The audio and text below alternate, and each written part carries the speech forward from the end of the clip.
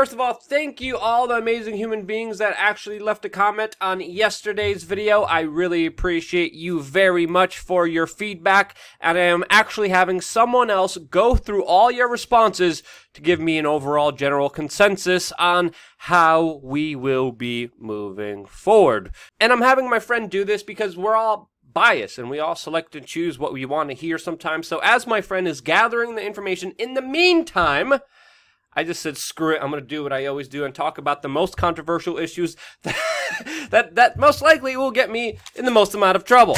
And all of this would not be possible if it wasn't for you getting off your buttocks and supporting independent media. And you can support us even by simply buying a very well-mannered, very sophisticated t-shirt, like the one I'm wearing right now, that totally is not controversial at all, and won't raise any eyebrows or make you have any interesting conversations. So yeah, check the link down below if you need any form of clothing, which we have, which allows you to support independent media at the same time. Now, a lot of what we're going to be focusing on in this particular video will be the topics that the mainstream media usually tries to suppress, usually tries to kind of make sure that there's not a bigger discussion about. And before we get into the topics that the mainstream media has buried, I want to talk about the biggest talked about news story today, and that is of presidential hopeful Bernie Sanders being hospitalized and rushed after chest pain that is requiring surgery. This, of course, caused him to cancel future political events. He's reported to be in good spirits after his hospitalization. Now, even though I mainly disagree on a lot, not all, but a lot of Bernie Sanders' political beliefs, it's still very disappointing seeing some people somehow celebrate this news, which, of course, it shouldn't be celebrated. But there is one thing that is undeniable, is that this is a major shakeup in the 2020 presidential election, with, of course, Bernie Sanders being mainly seen as in second position in the Democratic Party now, which, of course, will be affected by this latest news, which gives presidential hopefuls like Elizabeth Warren, who talk about the dangers of white privilege, even though she had to lie about her race to get ahead in her educational and political career, and the former cop and DA Kamala Harris to move up in the polls. The same Kamala Harris that is literally begging the tech overlords on her proverbial knees, suckling at Jack Dorsey's proverbial nipples to demand that her potential competitor in the next presidential election is kicked off Twitter. Again, apologies for my facetiousness and unprofessionalism. I can't help it sometimes, but this is a little bit of infuriating, especially when you understand the social political landscape that's unfolding online and the amount of censorship that is happening, and seeing someone who wants to hold the alleged highest office of the lands calling for censorship of her political opponent and the shutting down of their voices is just a little frustrating to see. Even penning an official letter by Kamala Harris, even going as far as to assume in this letter that Trump somehow will kick off a civil war, which again, we have to understand, when people are running for power for themselves, they will say and do anything, but essentially it all comes down to one specific issue: power for themselves. A lot of these blood-sucking people like Kamala Harris, and pretty much anyone else psychopathic enough to try to be president of the United States, none of these issues actually matter to them. What matters to them is getting ahead, and that's pretty much the epitome of Kamala Harris's life. Being coined a top cop, following orders, and as district attorney and attorney general in the state of California, time and time again, she fought hard to keep innocent people in prison for her record. Of course, always even protecting corrupt officers, but one specific story is absolutely infuriating. A story about a Mr. Larson who was innocent, but kept in jail because of corrupt cops and, quote, procedural grounds that Kamala Harris argued with her office that played a major role in destroying a major part of this guy's life. But even without all of that, why would you want some Silicon Valley flip-flop wearing yuppie deciding what political voice is allowed and what political voice is not allowed? That train of thinking is just completely idiotic. And in related completely idiotic news, we have new allegations against Donald Trump that he allegedly wanted to build a border wall that had a moat, alligators, and troops who would shoot illegal immigrants in the legs. Yes, just when you thought it couldn't get more far-fetched, these are the latest allegations, again, that haven't been proven, but they're going around the media like wildfire. I mean, they potentially could be true, but we have to understand here that this is a book whose main goal here is to be sold. The book is called Border Wars Inside Trump's Assault on Immigration, and it is by a close association of the New York Times correspondents, which honestly don't have the best track record as an institution of being, quote, fair and balanced. But take it as you may, these are the allegations of one of the people that you will be voting for in the next oncoming elections, which Vladimir Putin is joking that he will meddle in, saying, and I quote, "I'll tell you a secret, yes, we'll definitely do it," Putin said, quote, "just don't tell anyone," whispering on a stage. And, you know, in light of this whole Russian collusion paranoia hysteria that the mainstream media was droning on and on about for over 2 years now, being completely fake news, it is kind of funny seeing Putin say this. But that's not the only controversial comments he presented, as he also took aim against climate teenager activist Greta Thunberg, specifically also talking about her handlers, specifically answering to Greta saying, quote, "No one has explained to Greta that the modern world is complex and different, and people in Africa or in many Asian countries want to live at the same wealth level as in Sweden." This, of course, is a similar argument that we made on this YouTube channel, talking about developing countries, specifically China and India, that Greta is not suing, that Greta is not really going after as aggressively, with Putin going on and then saying, but when someone is using children and teenagers in personal interests, it only deserves to be condemned. Going on and saying, I'm sure that Greta is a kind and very sincere girl, but adults must do everything not to bring teenagers and children into some extreme situations. Finishing off the statement saying, sure, Greta is kind, but emotions should not control this issue. And essentially, if you watch our video on Greta, it's almost exactly what we said. And yeah, I mean, obviously, I think that's the kind of more rational, more adult take on the Greta issue, instead of just being insulting of what is essentially a very young person. And that's why I also condemned any kind of just insults being thrown at her. Now, moving on to our next story that I had to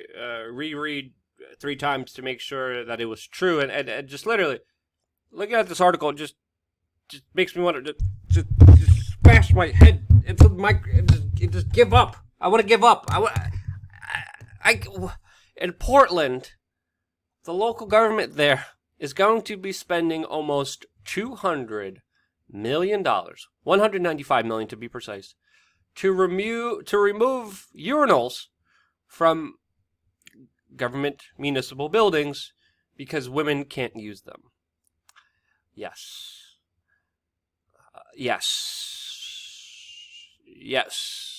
Gender-neutral bathrooms are the priority for Portland.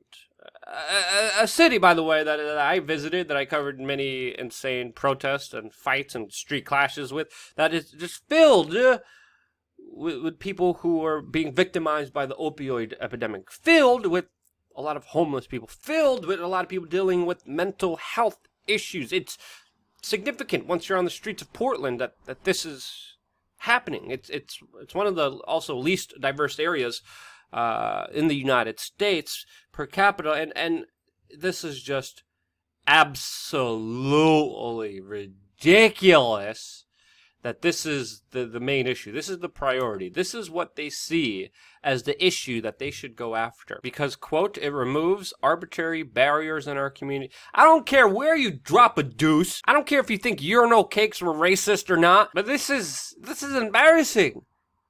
This is absolutely stupid. And a great representation of our political discourse that is concentrated with the conversation around this and not actual issues like, a high-level pedo extortion racket that the mainstream media, the highest elements of our government, the highest elements of law enforcement are involved in covering up. And that, of course, is the case of Jeffrey Epstein, which very conveniently the mainstream media doesn't want you talking about. They're just like, no, who? Jeffrey what? I never heard. And again, if you've been watching our independent news organization, we've been talking about Jeffrey Epstein for years now. Even when the mainstream media was propping him up, we were very critical of Jeffrey Epstein. And as soon as the news broke of his capture, we automatically started talking about how most likely Epstein was an intelligence officer. We saw Alexander Acosta, who was involved in this whole entire mess, even give a cryptic answer to a direct question if he was an intelligence officer. But now we have more information from an alleged high-ranking official in the Israeli military, specifically connected to intelligence, claiming that Epstein was blackmailing politicians in the United States as an Israeli intelligence operation. And again, this is something that we've been saying for a very long time, based off our hunches, based off our assumptions, based off all the evidence that we have provided you. And now we're getting corroborating conclusions coming from Mint Press News that an Israeli military intelligence officer named Ari Ben Mashma, who has claimed to met Jeffrey Epstein before, is saying that Epstein, as well as Ghislaine Maxwell, who, by the way, is free and doing photo ops with staged advertisements in them, that they were working for Israeli intelligence. And again, everything about this story seems very conclusive. I will link to this on our website, by the way, so you guys could kind of fact-check everything ourselves on wearechange.org. But from a first-hand perspective, this absolutely initially makes total sense. And again, everything about the Epstein story, even this latest kind of Vanity Fair piece, just talks about the incredible amount of influence and money that this man mysteriously had, which would be answered by, of course, this larger extortion racket that he was playing on a large number of individuals. We're also finding out that he was also connected with not just Israel, but of course Saudi Arabia, having a fake Saudi Arabian passport. And now we're finding out that he used the name of a wealthy Dubai businessman to buy a second island in the Caribbean. Allegedly, this was done without his permission. But again, everything here needs to be questioned to the fullest extent. We're also getting information that allegedly the FBI is investigating Prince Andrew, who of course has been pictured and videoed in very disturbing, in my opinion, very disturbing tapes with young children around him, with Jeffrey Epstein, of course, not far away. And I have to say that I am going to be extremely doubtful of anything that the FBI comes to a conclusion with, mainly because Epstein was able to get away with his horrendous crimes for a very long time because of the top law enforcement in this country allowing him to do so, covering up his crimes. And how can you trust the FBI? The same FBI that, by the way, released a 3-page report on one of America's deadliest mass shooting events. 3 pages after a very intensive investigation. All the American public got was 1, 2, 3 pages from the FBI's investigation about the Las Vegas shooting that happened 2 years ago yesterday, where 58 people died. Meanwhile, Sandy Hook, another horrible event that happened, had a report with 1,500 pages from the FBI about their investigation. There's a big difference here. Same organization, same law enforcement group, but one mass shooting, 3 pages. 1,500, over 1,500 pages for another one. As law enforcement was waiting for over an hour. Over an hour, as our fellow men and women were being shot down and killed. And the FBI and the law enforcement completely let us down. And we still don't know why this event happened. Makes you wonder, doesn't it? Makes you think just a little bit. Whoa, what's going on here? This absolutely makes no sense at all, right? Good. If this video made you think, share it with your friends and family members. And because it makes you think, this is why we're getting proverbially kicked in the huevos by YouTube. This is why these videos are downranked. These are why these videos are demonetized.